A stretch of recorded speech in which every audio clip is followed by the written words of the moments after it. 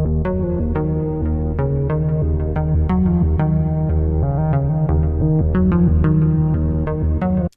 hockey fans, and welcome to our second version of the Hot Stove League from the Memorial Center here in Brockville.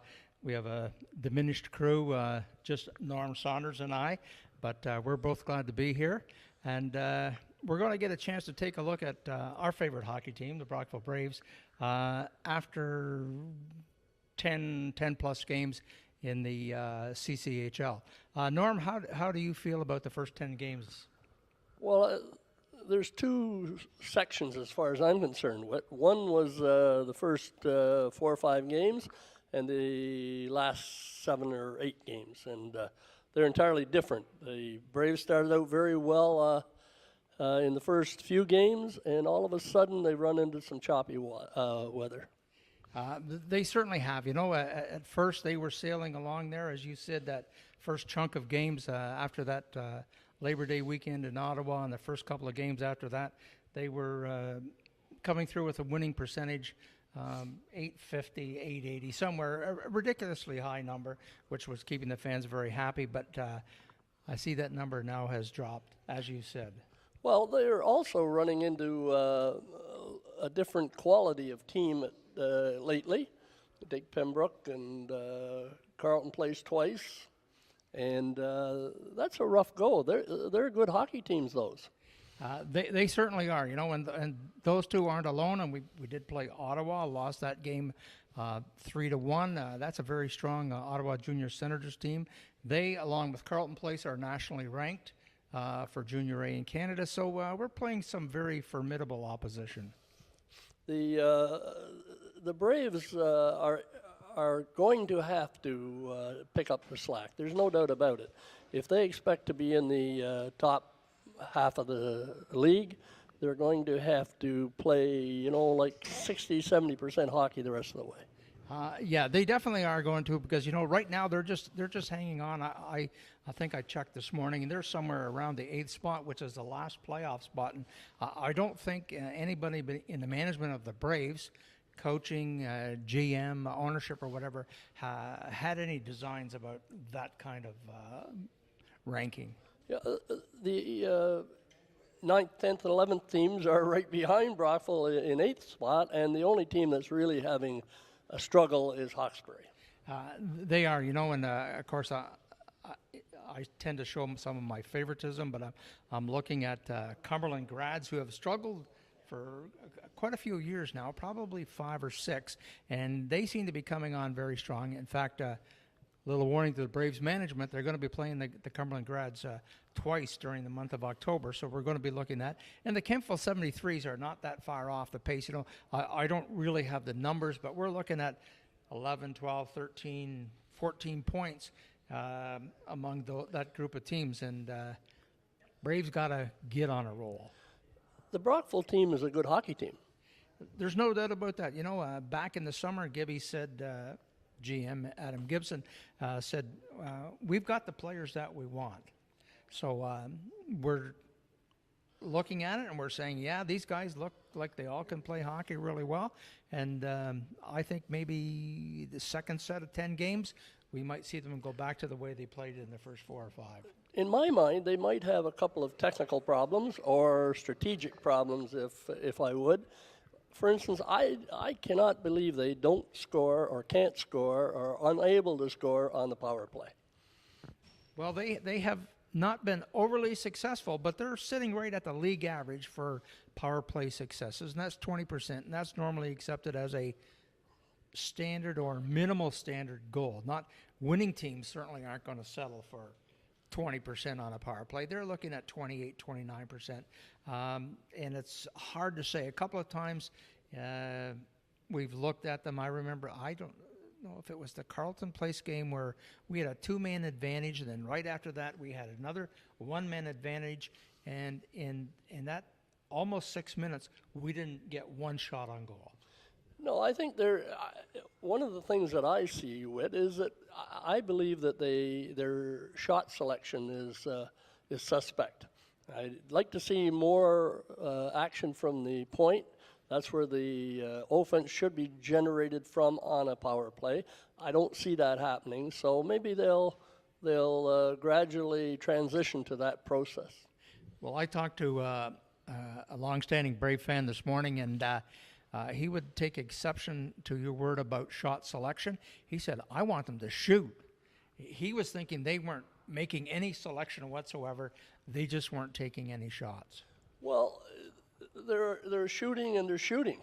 Certainly, just to shoot is not the answer. The answer is to shoot with a purpose and find a quality shot, and don't take that shot until you have an advantage to score.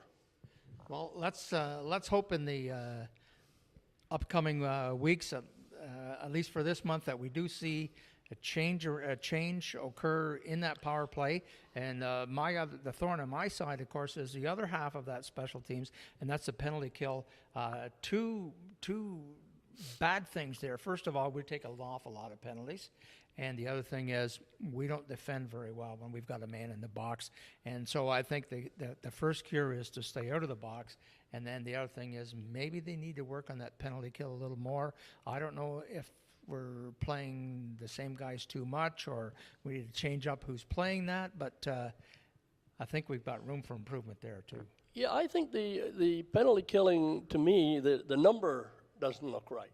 But yet, because of all the penalties they take, I think that is the breakdown. But the fact is that the penalty killers look pretty effective out there on occasion.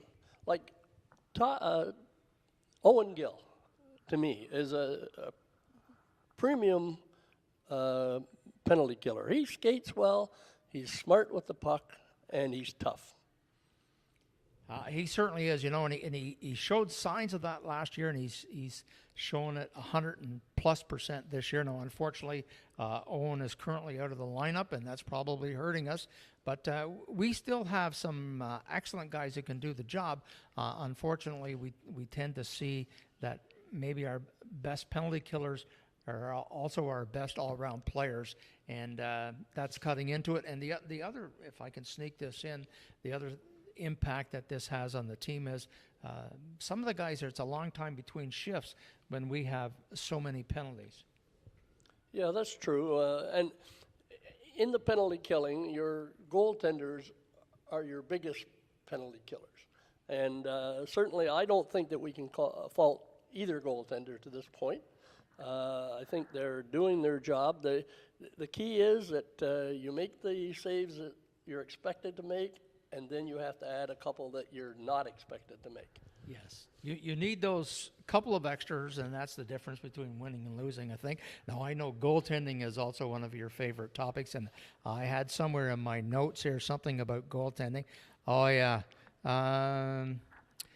Goaltenders with a lot of fans are just the whipping boys, right? They're the last line of defense, and you lose a game or a close game, then they're going to take the blame.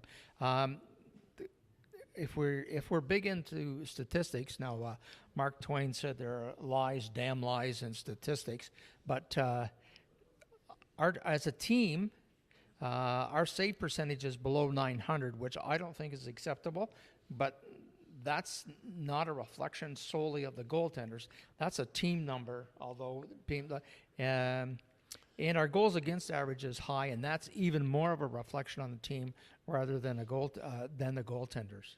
I have a person pretty close to me that I like to talk metrics with, but he seems to talk about wins all the time, and I don't know. I think that I heard it described that a goaltender is an individual within a team game, and that there are different aspects to that, and that the goaltender does get the blame, but the fact is they need the team in front of them to make sure that those grade A chances aren't there. Yeah, they certainly do. It sort of reminds me of being a skip in curling, right? As a skip, you can always lose a game, but it's tough for you to win it, right? The team wins it and the skip loses it. So, unfortunately, that's the way it is, and a reflection of the fans' attitude and maybe even beyond the fan level. So we've talked about the first 10 games. We've talked about what might be different in the next 10 or the chances for improvement that we're going to see. There's been a new fellow in the rink the last couple of practices, and we're just wondering, I haven't seen anything official about him, but I did look at his Twitter account this morning, and he had down there that he's going to be a number 27 for the Brockville Braves. So I haven't seen anything official. I haven't got anything from the GM. Haven't seen anything on the league transaction site, but I think David Lappin, which conjures up awful good memories for old-time Brockville Brave fans when we hear the name Lappin, is going to be playing for the Brockville Braves. I wonder if David coming in is just an additional player, or is he replacing someone, or what's the purpose here? I mean, there's not that many hockey players out there at this time of year, I don't think. No, they're extremely hard to come by. We won't mention goaltenders though, because we know. No, we won't even say that. But no, I think David Lappin is here because of some recent releases by OHL teams, and he turned out to be an extra body, and therefore he ended up here in Brockville. Now, is he able to come here? Did he play minor hockey? He's 18. Oh, he's 18. He's 18, so it's a non-issue. He's coming here, and of course, if we think back some 22 years ago or 23 years ago, when Mike Lappin was here, and I believe that's his uncle, Mike Lappin, who was a real phenom when it came to scoring goals and putting up points. I'll round these numbers off because I don't have them, but he played roughly 55 games for the Braves that year and had 75 goals and about the same number of assists, which just is a phenomenal number. And is he? You don't know anything about him? David is a nephew. His father did play at St. Lawrence. All four brothers, Lappin boys of that generation, played at St. Lawrence, and David is the youngest of this generation of hockey players. He has two older cousins playing in the USHL, and I think one's playing D1 hockey now. So it's in the genes. It's in the genes, but has he been playing? He played top-level midget in the United States. He played for Chicago Young Americans, and then he played for Chicago Mission. So he has something he can bring. He does. He has experience. That would be the same league as Connor Webb, Lunville, those players. Back to the Braves just for a second, Whit. I have this little saying that there's brothers Will and Skill out there. And certainly I believe the Braves bring an abundance of skills in each of their individuals, and I haven't seen anything to tell me that they don't have the will. I think we're very fortunate that we have a nice blend of those two items. Yeah, I think that looking at the prognosis, if you wish, Braves are going to have a hard time. They'll probably be a 7th or 8th place team, I believe. And that's not knocking them. It's just that the league is good. Yeah, they are good. I think Carleton Place and Ottawa might distance themselves, disregarding last night's outcome, of course. But they seem to be on the surface two of the premier teams. Then we have about 5 or 6 very close teams there. And then the Braves are just below that, nipping at the heels of that second group of teams. And I think maybe if there's a time to mature and rise and peak in your performance, March is probably a very good month to do that. The Braves in the early part of the season were a puck pursuit team, in my mind. They wanted the puck, and if they didn't have it, they went to get it, and in abundance. They skated well. They were tough in the corners, and it seems to me that something has backed off from that pursuit level or the pack mentality. Well, I'm not sure if it's been backing off on their part, or if these other teams said, "Billy be damned, we're not giving you anything," and you're going to have to try a lot harder than that to get the puck from us or keep us from getting a shot. Because, and you know, and even in the games that the Braves have lost, it's all happened in the second half of the game. I think they've been pretty strong through the first half of the game, but in the second half, I don't know whether it's effort or the other team has picked up the effort or whatever it is, but I think your observation is correct on that point. Even last Friday, Carlton Place in here, the Braves looked very good for eight minutes or so, and then all of a sudden it seemed everything went flat. Well, I'm not sure, you know, but Carlton Place are a very intimidating team because they are big and they are fast, and they don't mind laying the body on you. I don't remember his name. Maybe I can't even pronounce it, but number 10 with Pembroke, he's a big boy, an Italian sort of name. And, was that Pataccio? Yeah, he's some sort of a hockey player. Well, he played 3 years in the OHL. Oh, did he? So he's got a little bit of a background. Sure. Yeah.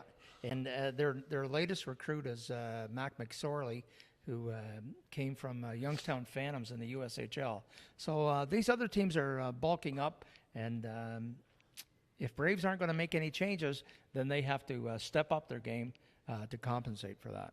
Well, the Braves cannot continue to be giving up 3.5, 4 goals a game. They just can't that can't happen and be successful. No, you're right. That's definitely not the goals against average for a winning team, and they're going to have to pick up on that. And goals against are, again, a product of whether you have the puck or not. Because if you got the puck, the other team isn't going to score. Simple solution. It's a simple game. Well, it is. It is from where I stand. Now, and me.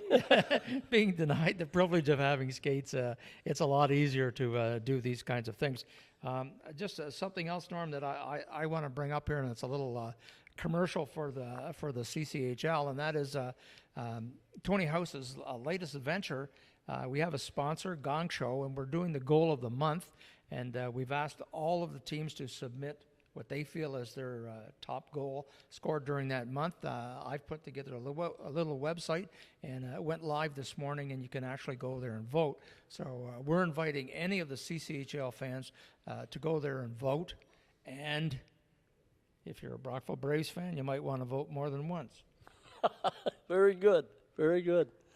The Braves play Cornwall tonight. They are making the trek down the 401, and this is another major test for the Braves, you know, because Cornwall, although they haven't been scoring very much, they've got a pretty hot tandem in goal there with Jordan Piccolino. He and Edwardson, they're quite a dynamic duo, if I can borrow an expression. Well, I think this proves a point. The Cornwall are not scoring very many goals. As a matter of fact, I think, how about something like 26 to 26 goals for and against? And if you're only scoring 26, you better have good goaltending. Yes. Now, on the other end, on the Brave side, we're in that unfortunate situation where we haven't scored as many goals as we've let in. There's a negative there. That's and if you get into negatives, you're not going to be successful. No. So the Braves are on the road tonight in Cornwall, and then the Colts are back here in town. Should be interesting. Maybe that's going to bring up some animosity. I'm not sure how it's going to work, but in the past, this home-and-home series has been successful, and I'm hoping it does for both the team and for the fans here in Brockville, and that a lot more people come out to the game tomorrow night to see Cornwall Colts. Cornwall still has a spink. Yes, they do. They don't seem to be running out of them, and he plays well. And they do have a couple of agitators still with the team. They do. No. Billy Ulrich has been on quite a few teams in this league, and he's still only a relative youngster, you know. But he does. He's the burr under the saddle. Well, I don't know. I think it's maybe time to wrap this up, but. I believe the Braves do have a good future in front of them, but it's going to be tough because this is a tough league. And let's face it, the coaching staff, general manager, they're new to the league, and you just don't step in, and you got to earn your spurs here. Yeah, there's no instant success. You just don't go out in the parking lot and buy yourself a team and bring it in and be successful. I think they've done an excellent job so far, and I think what maybe a part of that second half of the season success might come from that group of people, the GM, the coaching staff, making the adjustments to their longevity in the league. Yeah, I don't think they have to make many changes, mind you. I just think that the game of hockey is a game of bounces. Quarter of an inch here, quarter of an inch there, hit a skate, hit a backside, tick off a stick, and it's in the net. Sometimes they're not getting those bounces. No, I remember a game a couple of Fridays ago when we were down 3 goals relatively quickly, and I just remember the first one, defenseman went behind his own net, and as he came out, he got stripped of the puck. Pickle was caught by surprise. They scored. The next 2 goals were long shots. One hit the backboard and came out to an undefended player in front of our own net, and then another one hit a skate in front of the net and went in. 3 goals, which many nights would never have gone in. That's right. It is a game of bounces, and maybe some will come their way in the future. And with that, are we able to bounce out of here? I think we are. Okay, thank you.